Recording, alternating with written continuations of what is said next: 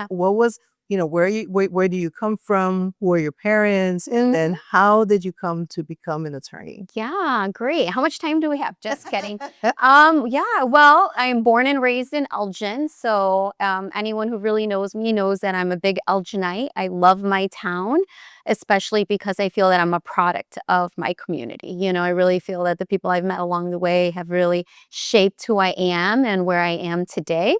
But born in Elgin, my parents, to Victor and Lupe Morales, and we grew up on the east side of Elgin.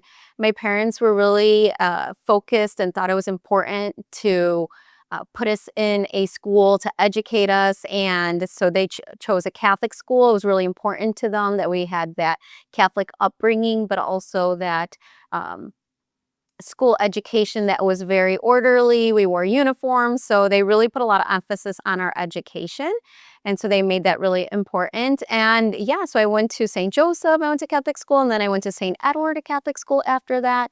And once I graduated, I went to DePaul University. Growing up, I did have an uncle who was an attorney. So I had firsthand view of kind of, well, what does he do? And I enjoyed that where we went, people always came up to him, and a few times I got to go to his office and I got to see how he assisted and helped people and in their language and just made people feel so comfortable. And I think many of us also, first generation, can identify with maybe translating for our parents or going to the doctor or papers that came in the mail. And so obviously we did that too for our family.